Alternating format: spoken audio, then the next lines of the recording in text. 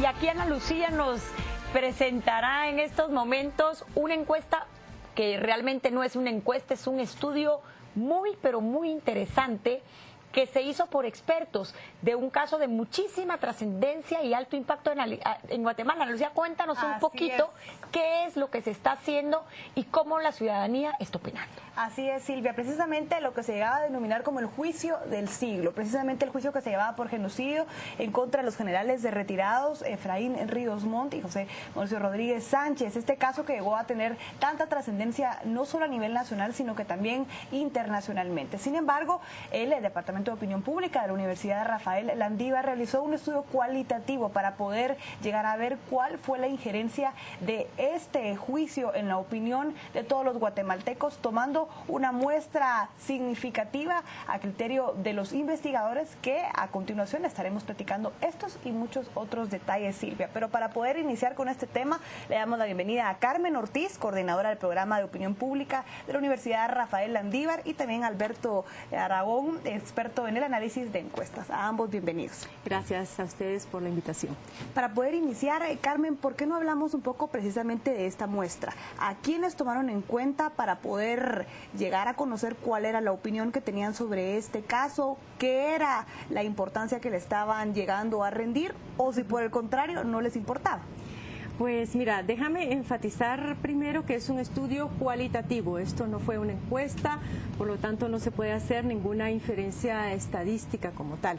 Lo que nosotros tratamos de establecer es, en días pasados nosotros habíamos dado seguimiento a la opinión de columnistas en los medios escritos de comunicación y de todas las columnas que nosotros habíamos analizado, nos dimos cuenta de que la gran mayoría de estos columnistas pues opinaba a favor del juicio de Ríos Montt, pero había un factor, digamos, tanto entre los que estaban a favor del juicio por genocidio como los que estaban en contra, un denominador común en los diferentes argumentos, que era la sensación de polarización y de crisis que existía en el país. Entonces, nosotros nos cuestionamos, ¿será posible que efectivamente el país esté al borde de una crisis o esté pasando por una crisis, o es que la sociedad está verdaderamente fragmentada? Entonces, ¿por qué no salimos a tomar la opinión de estudiantes en 4 universidades y salimos a conversar también con las personas en los mercados? Porque como ustedes saben, a veces el dato numérico no lo es todo. Es decir, hay más riqueza en una expresión, en una frase de la gente, que la simple estadística de un 50% del sí, del no, del 20%. Entonces, eso fue lo que nosotros hicimos, salir a conversar con 200 estudiantes universitarios y 200 personas en mercados, no solamente comerciantes, sino estudiantes que pasaban por ahí. ¿Y cuál fue el resultado que obtienen luego de esta conversación? Parte del resultado interesante, bueno, fueron varios, pero nos dimos cuenta de que coincidió el porcentaje de personas en las universidades y en los mercados, que es del 20% de personas que dijo estar muy interesado en el caso. Y el 80% de las personas con las que conversamos nos dijeron que estaban poco, regular o nada interesados en el juicio del siglo. Entonces eso para nosotros fue un hallazgo interesante. Un hallazgo interesantísimo y hasta cierto punto bastante choqueante, Alberto, porque hemos leído en los medios de comunicación que este ha sido, como decía Ana Lucía, el juicio del siglo. Se ha levantado inclusive la opinión pública internacional en torno a este juicio. Claro.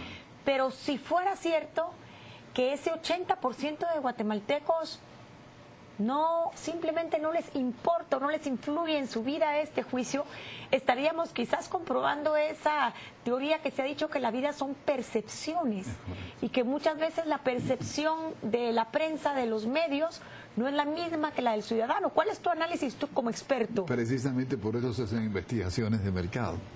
En este caso, un trabajo cualitativo, como explica Carmen, o cuantitativo. Si hubiese sido una encuesta, la cuestión es que culturalmente, a través del tiempo, nos hemos acostumbrado al término encuesta, y eso no es más que una metodología que se utiliza para trabajos que tengan necesidad de fiabilidad estadística. Tu punto es muy interesante. Se hacen encuestas y estudios para analizar cuál es la percepción de la ciudadanía. Y se ha sucedido que incluso ha habido, en un caso de una campaña política, una figura que no viene el caso, no estamos hablando de eso, que fue con cierta frecuencia criticada muy fuertemente y al final terminó ganando una elección. O sea, hace que no necesariamente las percepciones de la prensa o de cualquier segmento, si no son llevadas a una investigación para tipificar lo que piensa la sociedad, que en definitiva es la que manda, las percepciones pueden estar totalmente equivocadas. Ahora, Carmen, a mí realmente me va a impactar los resultados de este estudio, incluso lo comentábamos desde la mañana con bastantes compañeros. Esto debido a que en redes sociales llegaba a escucharse, a leerse más bien, mucho de este tema. Algunos comentaban a favor, otros comentaban en contra, pero el tema es que estaban interesados en saber qué ocurría. Incluso había portales en páginas web en los cuales uno podía escuchar en vivo la sentencia de la jueza Yasmín Barrios en ese momento. Realmente podríamos decir que con la muestra que se tomó, es decir, o sea, ¿qué elementos o qué personas fueron las menos interesadas? Porque pareciera ser en redes sociales, como digo, que jóvenes, sorpresivamente, eran los más interesados en que este caso avanzara. Mira, como te digo, no podemos generalizar, pero sí hubo un par de datos que nos llamó mucho la atención. Por ejemplo, en el caso de los estudiantes, inclusive tuvimos un caso en donde un estudiante nos preguntó, ¿y quién es Ríos Montt? Fue más recurrente la pregunta, ¿qué es Corte de Constitucionalidad, por ejemplo? Y las respuestas solían ser muy lacónicas, muy simples y con cierto desinterés, podríamos afirmar. En el caso de las personas en mercados, daban opiniones un poco más elaboradas, se esforzaban un poco más en dar un poco más de detalles. Y demostraban tener más conocimiento acerca sí. De hecho, solamente de los muchachos que habían dicho que estaban interesados en el juicio a Ríos Montt, que era una minoría, en realidad solamente el 28% de ellos conocía la última sentencia de la Corte de Constitucionalidad. En cambio, la gente con la que se había conversado en mercados, el 54% afirmaba conocer la sentencia de la Corte. Claro, luego te dabas cuenta durante la conversación que muchos de ellos en realidad confundían la sentencia de la jueza Barrios con la sentencia de la Corte de Constitucionalidad, pero por lo menos había un poquito más de conocimiento y de manejo. Perdón, Carmen, sí. Tú que estás en el Centro de Estudios de la Universidad Rafael Landívar, esta apatía, desinterés o inclusive ignorancia de nuestra juventud, ¿a qué se debe? Porque realmente, por un lado, si la muestra es que solo el 20% les importa o están enterados de este caso, eso significa que es la élite la que está opinando. No estamos escuchando a un 80% y nuestra percepción como medios y como ciudadanos es errónea. Entonces, ¿qué es lo que está pasando? Tú que eres experta en el tema. Pues mira, las interpretaciones pueden ser múltiples. Hoy en la mañana, por ejemplo, cuando presentábamos el estudio, uno de los periodistas nos decía que era una deficiencia del sistema universitario en Guatemala, que no interesaba a los estudiantes en este tipo de temas. Yo diría que eso va todavía mucho más allá y ustedes mismos lo han estado discutiendo aquí desde la educación que reciben nuestros jóvenes y niños en los colegios. Entonces aquí tenemos un problema estructural de fondo. Pero también yo siento que son generaciones que ya no vivieron la época del conflicto, que no conocen la historia y que están desinteresados de la historia, no solamente por el pasado, sino la función que la historia tiene de cara al futuro para no volver a cometer la misma experiencia. En el caso de la gente de los mercados, pues el promedio de edad fue distinto, porque ahí era de 37, los jóvenes eran de 20, entonces en alguna medida esas personas habían estado un poquito más cercanas a esas vivencias. Aún así, les he de decir que hay frases dentro del estudio que yo creo que son muy significativas, que es la riqueza del estudio, como frases de decir, yo no soy Ixil, yo soy de Zacatepeques y por lo tanto no me interesa. Ahora, hablamos que la motivación para poder realizar este estudio precisamente era la polarización que se estaba creando a raíz de lo que ustedes veían en medios escritos, televisivos y demás. ¿Cuál fue, señor Aragón, a criterio suyo, el motivo o la razón por la cual se estaba supuestamente polarizando la sociedad guatemalteca, aunque vemos que muchos incluso desconocían del tema? ¿Sería precisamente el encajar los actos delictivos en el hecho de genocidio o delitos de lesa humanidad, o podría decirse que fue otra la razón por la cual realmente los guatemaltecos estaban entrando en pugna?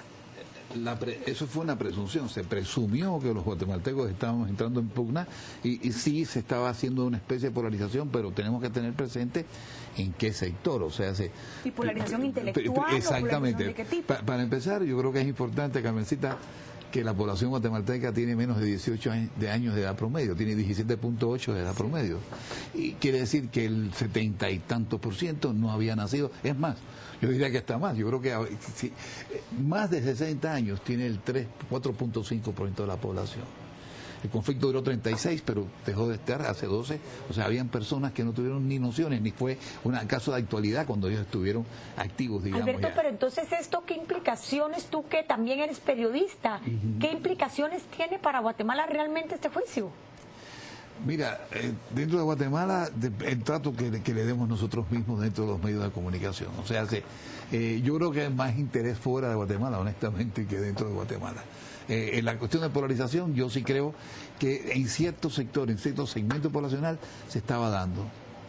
Nadie que no fuera, que estuviera simpatizando con la izquierda, por ejemplo, decía que había genocidio. Sin embargo, estás hablando de una percepción de polarización en un 20% de la población. Aunque nosotros lo decimos acá, es decir, polarización existe, y cómo te das cuenta de eso es, aunque la gente no esté interesada en el caso y no comprenda muy bien qué significa genocidio, asocia el juicio del siglo al genocidio.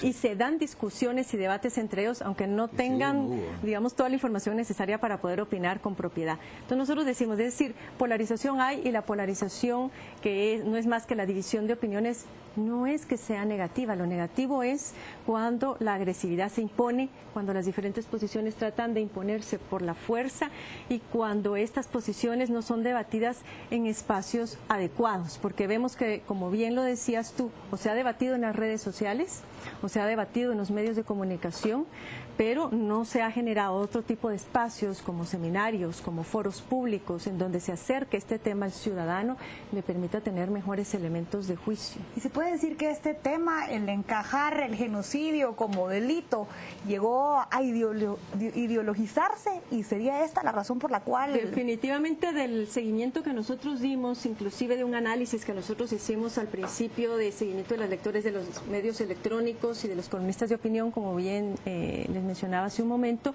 la mayor parte de las opiniones y argumentos eran de tipo político ideológico, y muy pocos argumentos eran de índole técnico-legal, siendo que este es un caso que corresponde ser resuelto a los tribunales de justicia. Tenemos un minuto, Alberto, y yo quisiera que tú nos dijeras, con tu gran experiencia que tienes en esta rama, qué lecciones podemos aprender los guatemaltecos de esta pequeña muestra que se hizo, pero muy significativa. Mira, yo creo que, y es una opinión mía personal que traté inclusive de compartirla con amigos, yo creo que no debemos pensar en blancos o negros, en izquierdas o derechas. Yo creo que debemos pensar en que se trata de guatemaltecos y de Guatemala, y que únicamente pueden construir el futuro, que es lo que hace falta para el país, estando juntos. Si no sucede eso, si no hay un pacto de nación, un pacto de fe que una, y que el objetivo sea el país como tal, y seguimos con esas rencillas, etcétera, nos vamos a dividir en tantos grupos como intereses puedan haber, y entonces vamos a ser cada vez más débiles. Y tiene razón, Alberto, en un punto. Necesitamos reconstruir este país, necesitamos ir para adelante, Ana Lucía. Claro. Nos vamos a ir ya con Juan José Corado, porque se nos ha acabado el tiempo para este debate. Pero creo que tenemos dos grandes lecciones.